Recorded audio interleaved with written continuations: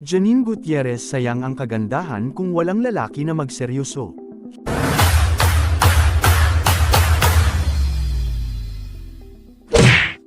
Hindi maitatanggi na isa ang kapamilya actress na si Janine Gutierrez sa may pinakamagandang mukha sa Philippines entertainment industry, subalit, marami ang mga nangiintriga ngayon sa aktres dahil sa kabila ng kanyang angking kagandahan ay wala umanong lalaki na sumeryoso sa kanya. Bukod sa pagiging maganda, si Janine Gutierrez ay maituturing na isa sa mga magagaling na artista sa kanyang henerasyon at nakatanggap ng maraming mga parangal, isang Best Actress winner sa 68th FAMAS Awards, Gawad Urian Awards at Q Cinema International Film Festival.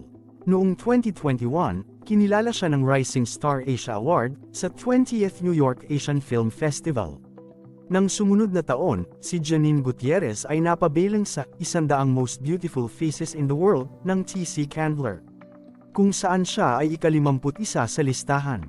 Kabilang sa mga lalaking nailink at nakarelasyon ni Janine Gutierrez ay sina Mark Harris, Elmo Magalona, Raver Cruz at Paulo Avellino. Subalit, napansin ng mga netizens na hindi tumagal ng mahigit 5 taon ang relasyon ng mga ito at biglaan na lamang silang naghihiwala. Tanong tuloy ng maraming mga nang-iintriga sa aktres, ano ang dahilan kung bakit walang lalaki na sumiseryoso sa aktres? Tila bigla na lamang umanong nawawala ng gana ang mga ito kay Janine Gutierrez, gayong kilala naman ang aktres bilang maganda at mabait. Sa kabilang bansa, marami naman sa mga tagahanga ng aktres ang nagsasabi na baka ay hindi pa lamang natatagpuan ni Janine Gutierrez ang lalaking para sa kanya. Lalaking handa siyang tanggapin anuman ang kanyang buong pagkatao at kung anuman ang kanyang mga pinagdaanan.